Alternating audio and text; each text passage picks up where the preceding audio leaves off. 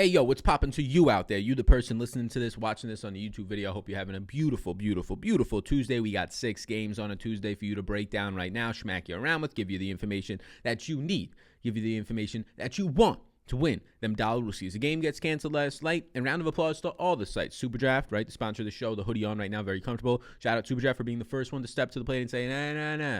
These games are getting canceled. This game is getting canceled, right, for potential COVID reasons. The Denver Nuggets game with Detroit. Don't worry, we're going to slap you back. We're going to give you any money back that potentially you would have lost because that game. We will make sure that no matter what tonight, if you have players from that game in your lineup, you are not going to be the one sitting there with the bag at the end of the day getting arrested with the getaway car running away. And then DraftKings followed suit. And then FanDuel, you have to give them credit as well. They came through as well and gave some refunds. So everybody's happy at least for that regard. And usually the DFS sites in this regard are going to be good with that. They were good with that to start COVID. They've been good with that in the past whenever their sites have been down. They know that they have a loyal customer base. They know that they also have some other competition in the space where you can always go to. SuperDraft rising up some other spots. So it is a good business move to, one, give people money back when something unexpected comes up that they're playing on your site for, right? And just two, for PR and your own business future, also a pretty good move. So everybody can be happy for that. We're going to go through like we usually do. You can see there's only one name on the screen, but don't worry, there's going to be more. We're going to be scrolling down. So I'm going to try a new thing here on the channel. If you watch on the video version, the podcast, nothing changes for you, but we're going to be scrolling down the injury and status dashboard. We're going to be scrolling down the early interest just so they come through one at a time.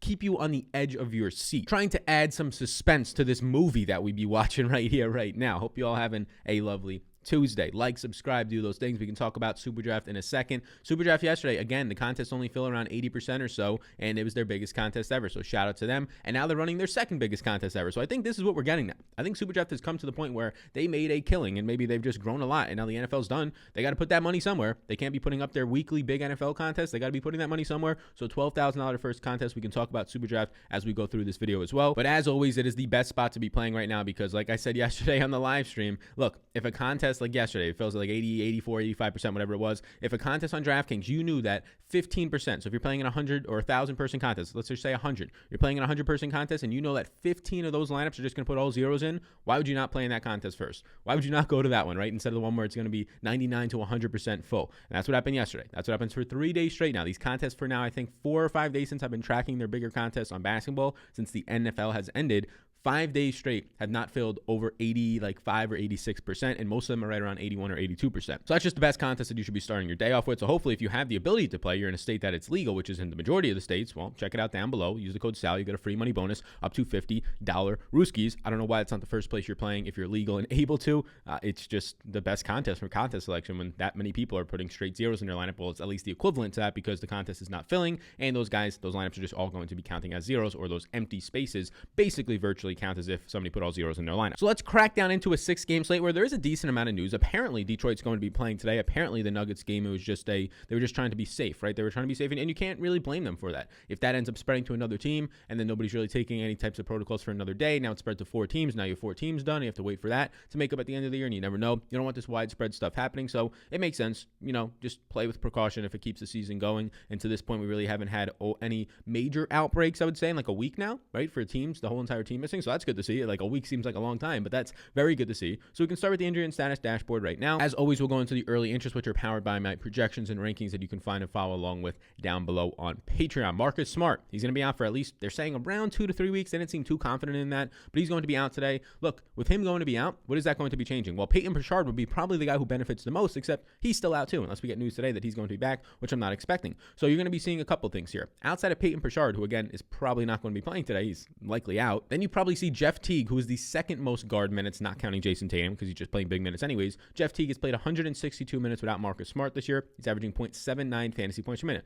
But they have so many guards. They have Javonte Green. They have a rookie, Aaron Naismith. They have Tremont Waters. They have Carson Edwards. They have so many guards on this team that they can slide into, if not the starting rotation, just the rotation at some point to kind of take over for Marcus Smart's minutes. They can push down guys at different positions to start a guy like Semi Ojeleye or maybe a Grant Williams. So they can really do a lot of things with this lineup because they have a lot of versatile players here. So yes, Jeff Teague looks like like a guy who stands to benefit from this. And okay, maybe now Teague starts to actually play mid-20s, upper 20s in minutes for Marcus Smart, who's been averaging over 32 minutes per game this year.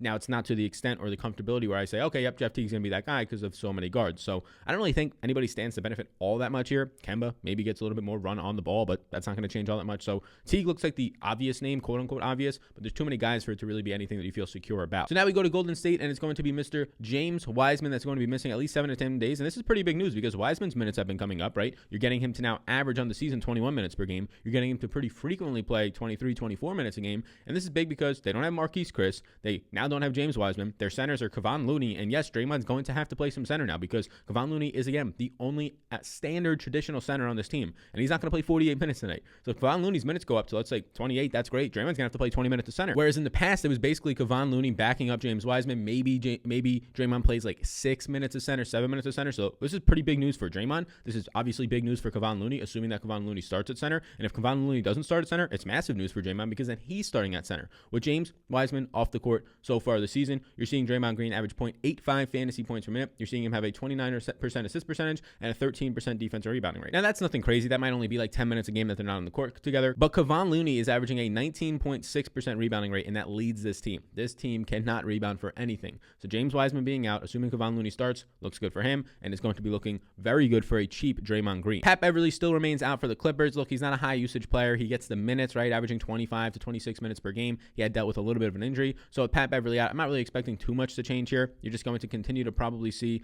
a guy in Reggie Jackson see a little bit more increase run, Luke Kennard seeing a little bit more increase run, maybe Lou Williams, but none of it's really going to make me be appealed to these players because Kawhi is back and also Paul George is back playing their standard minutes. And then also with the Clippers, you'll have Nicholas Batum questionable with the groin. Well, if he's in, nothing really changes. If he's out now, yeah, Pat Beverly's out. Nicholas Batum is out playing over 29 minutes per game so far this season. He's not a high usage player. So far this season, Nicholas Batum is averaging right now a 12.7% usage rate and 0.82 fantasy points per minute. And you can arguably say that he's playing over his head. So he's not the greatest of players, but if Nicholas Batum was to miss, that's when you see Luke Kennard's minutes start to spike upwards a good amount more. That's when you see Marcus Morris minutes start to spike upwards a little bit more. And maybe we can start getting some value from this team, but they're still kind of overpriced, or at least a price at their upper range, as if Kawhi and Paul George, prices haven't settled back all the way down yet. So even with these guys, even if Batum was to miss, it's really tough to want to get there. We can attack some of the guys from Memphis now. These guys missed yesterday, right? The front end of the back-to-back, and that game blew out. So Joe Val, I just have these guys as questionable for health.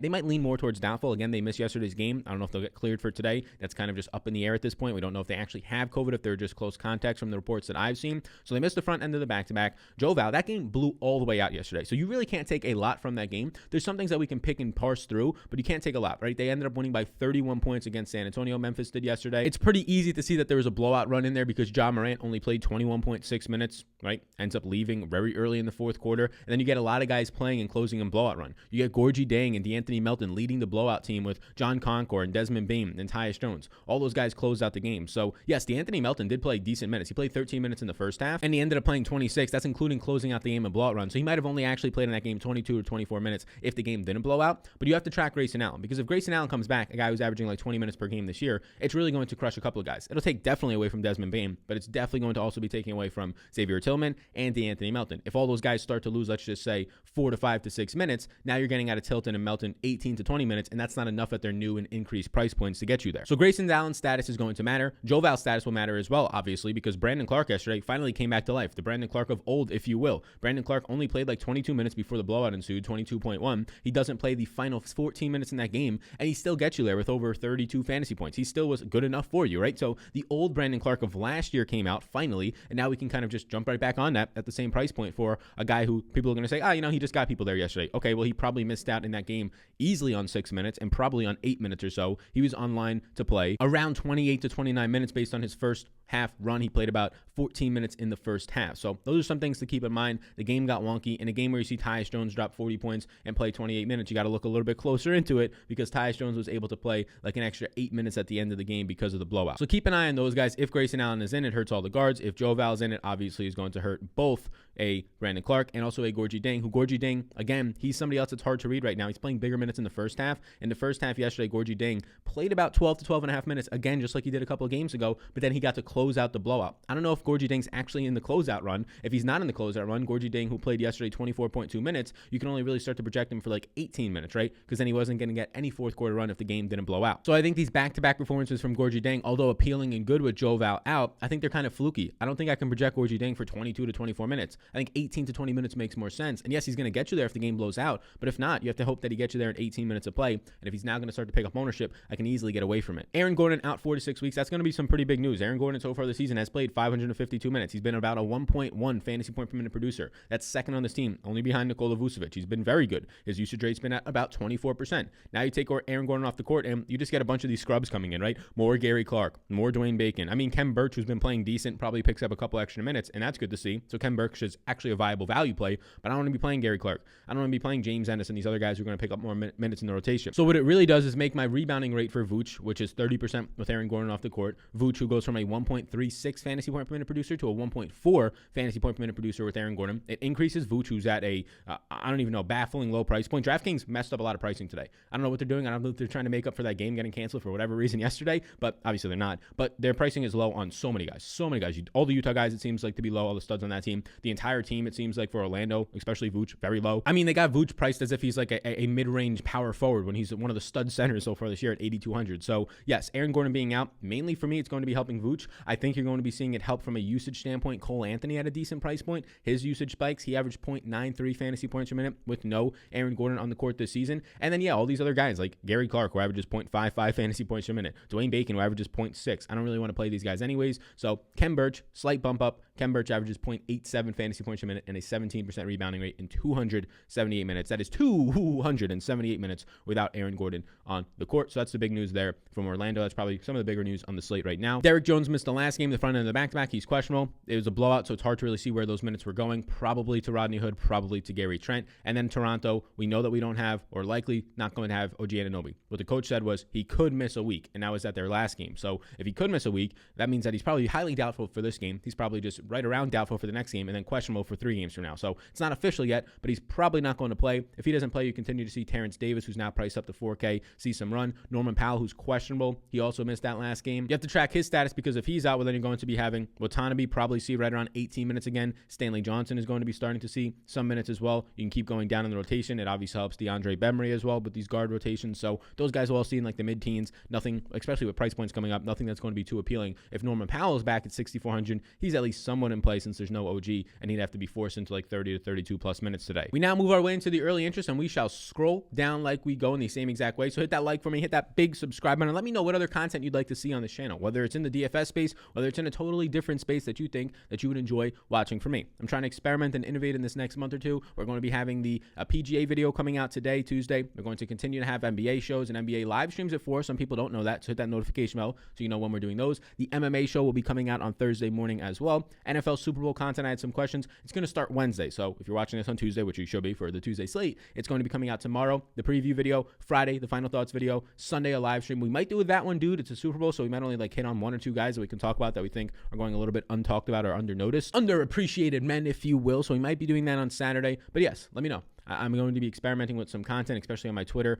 Probably starting next week after the Super Bowl, prepping some stuff this week. So let me know. I'm excited to innovate. Let's start with Kevon Looney. So Kevon Looney right now in the season, he's playing basically a lot of his minutes, all of his minutes with James Wiseman off the court. So his rates really aren't going to change that much. He's a 0.85 fantasy point per minute producer either way. Now you're just looking at bigger minutes. Now you're just looking at Kevon Looney, who's been starting the last couple of games, but then you're getting James Wiseman being a much better fantasy point per minute producer, like over 1.1 off the bench fantasy points per minute so far this year. So you're basically looking and hoping that Kevon Looney, when he's playing with Wiseman, when Wiseman has been active, okay, maybe he's going to get 16, maybe you get 18 minutes out of him. He's basically been playing like 14 minutes per game. Now, last game he plays 23 minutes, right? Scores 23.5 fantasy points. If you can project Kevon Looney in this game to play, let's just say 26 to 28 minutes, obviously at this price point of $3,400, he should be chalky. There's nobody left at center unless you're going to go with the small ball lineup of Draymond, which I think they're going to be forced to do because Kevon Looney's not going to play 48 minutes. So speaking of which, Draymond Green for me today, yes, is going to be a play. Draymond Green, we've been just trying to get him to like 30 minutes of play. He's now priced in the 4K range at $4,900. His minutes in the last couple of games, 30, 30, 25 in a blowout against Phoenix, so he lost some run there, and 28 in a blowout against Detroit. I think that they want to play Draymond 30 minutes. I think that now he's going to have to play because there's no centers and no backup centers, some backup center, and probably take on 32 to 34 minutes of play.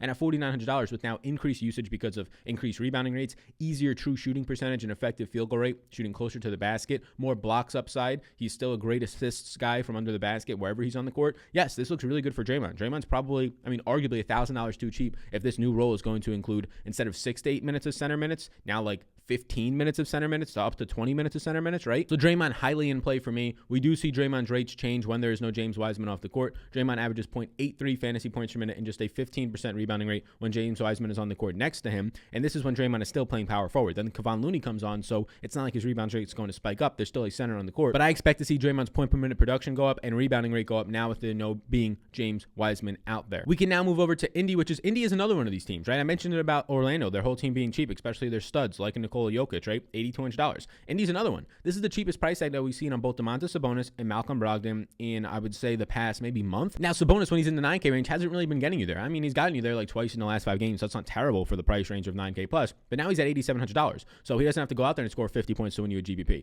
Now he has to just be scoring 45 points, and 50 is definitely going to be in line to win you a GPP at $8,700. So Sabonis is very appealing for me, right? Obviously, these are guys who are the top 2 players in this team, the top 2 minutes players. Sabonis in 736 minutes so far this year, averaging a 1.22 fantasy point per minute production. And now you just have to see the minutes come there. Like if Sabonis is just going to be getting you 32 minutes in a blowout, or he's not going to be playing his full on minutes, Miles Turner playing a little bit better next to him, taking away from his point per minute production. But if he's going to be playing the 37, 38, and 37 minutes that he's played in his last 3 games, yes, I feel pretty comfortable about him getting me to a spot where $8,700 doesn't harm me. So Sabonis looks very good. And Sabonis is power forward eligible, both on Superdraft and DraftKings. So yeah, it looks like a fantastic option. He has a 1.2x multiplier on Superdraft. Looks decent, nothing fantastic, but looks decent there, I will say that. But $8,700 with power forward eligibility, and you have these cheap players like a Draymond and a Kevon Looney that we've already talked about, and potentially more guys that we're about to talk about, especially from Memphis. When you have these cheap players, yeah, fitting in as many centers into your lineup as you possibly can. I know he plays power forward next to Turner, but he's basically a center for half the game as well. That's very appealing for me. Brogdon, who leads this team in minutes, he's also priced down. This is the cheapest that we've seen Brogdon, a guy who's been like $8,500 for the past 2 to 3 weeks. Cheapest that we've seen him in a while, and there's really no reason why. These have been his minutes the last couple of games: 38, 36, 37, 37, 38, 37, 38, right? So you can project him for 37 minutes and feel pretty comfortable about that. He's basically scoring you 40 at the minimum, 40 fantasy points over these last like 4 or 5 games, with the upside of 45, 60 burger in there as well. So $7,900 Brogdon. These guys aren't dirt cheap. I would prefer right now, early on in the day, Brogdon to Sabonis, just because you get that extra $800 to spend up somewhere else. But these guys are looking very appealing for players that are price points are coming down for really no real reason. Their minutes are staying the same. Their production is basically staying the same. There's been like a blowout here and there mixed into their games. So it's very similar to Vooch that we're going to talk about in a second. I'm very concerned, or really I would just say confused, as to why these price points are all dropping. If anybody else knows out there, please let me know, but I'm not too sure why the price points are dropping on all of these fellas. Next up, we go to Memphis, where Joe Val and Grayson Allen are going to be some pretty big news today to watch. I assume they lean doubtful. They missed yesterday for health reasons, but we can't get too lost here. We can't get lost in the sauce, if you will. That game blew out in a major way. So no, I'm not going to have interest in Tyus Jones, who popped up. Xavier Tillman was going to play some decent minutes. They actually took him out in the ball run, so that's encouraging. That means that Xavier Tillman they value, and that he's probably going to play when the game's not blowing out those closing minutes. But they took Xavier Tillman out, who still played minutes, but now he's priced up to the 5K range. Tillman is still in play, so don't worry, but I'm not going to project him for 28 minutes. If I give Tillman 26 minutes or so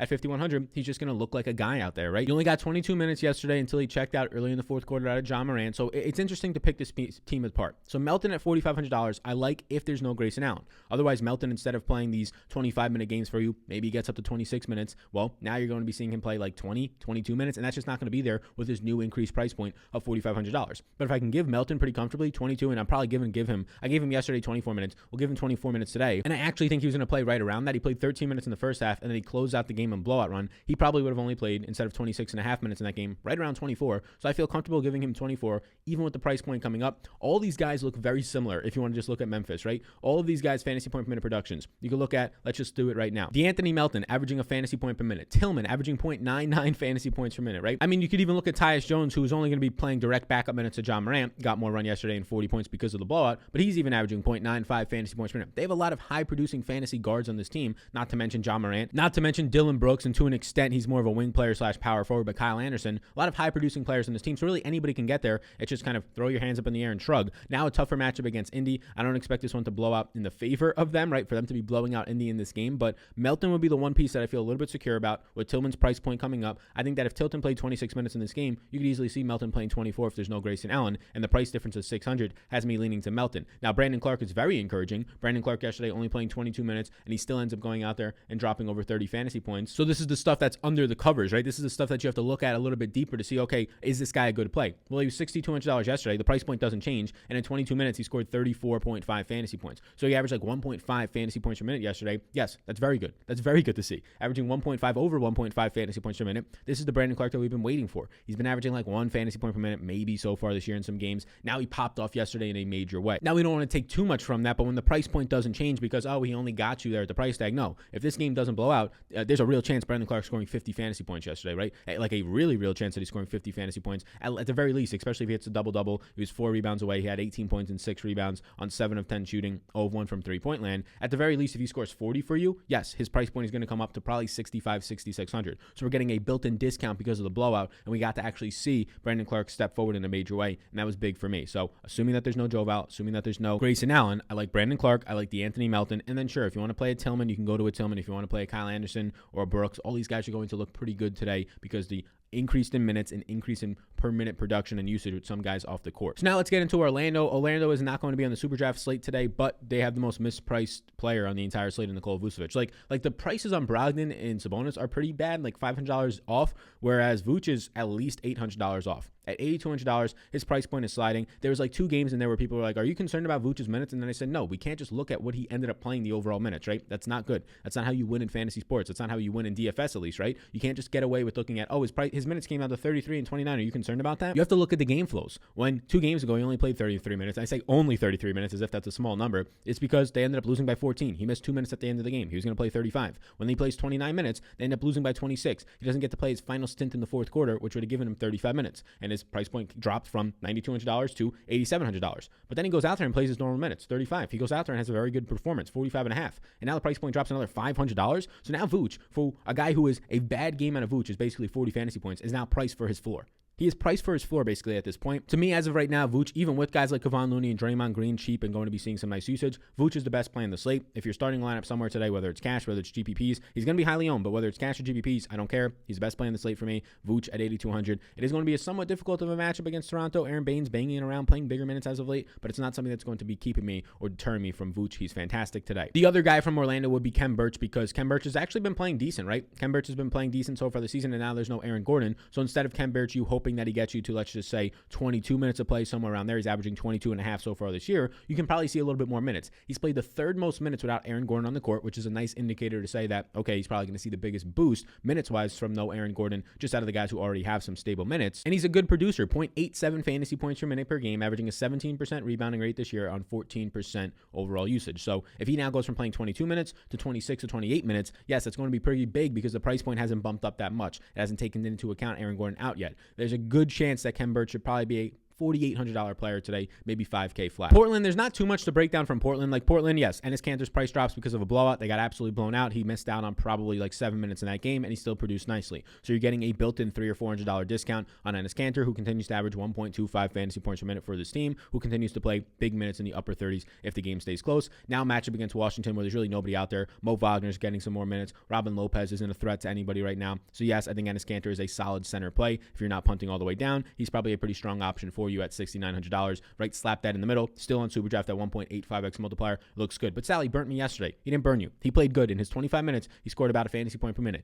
The problem was he missed out because of a blowout on at least 6 minutes, probably closer to 8 to 9 minutes. And then if you're just trying to look at other options, Damian Lillard is like the only pay-up option today, right? You have all these Brooklyn guys are back. It's been 2 games now. We've had Durant miss a game. We've had Harden miss a game. So people might forget that these guys all together are really cutting into each other. So assuming that one of them and a Kyrie doesn't miss, assuming that one of them doesn't rest today, which has kind of been like the standard status quo as of late, slate, then you don't really have that many pay-up options today, right? You have those guys. You have Beal, who's at $9,900. I prefer his teammate. We'll get to that in a second. You have the guys from the Clippers who will be nice pivot options because they rarely get owned, but now you're already in the bottom of the 9K range. So Lillard at $10,700. If I'm paying up for somebody, let's just say above $9,500 today, it's going to be Damian Lillard just by default. Damian Lillard, again, was playing fantastic. He averaged like 1.5 fantasy points per minute yesterday, was going off, and then the game blew out, so he just doesn't get his final, really, honestly, probably 10 to 15 minutes of run. We can attack Toronto now, and what you're seeing out of Toronto is Chris Boucher is just playing less minutes, and yes, that is Chris Boucher for the people that don't like when I say Chris Bouchard, but Chris Boucher, the Frenchman, is playing smaller minutes now, and you're seeing Aaron Baines' price point come up because of the consistency in the minutes. 23,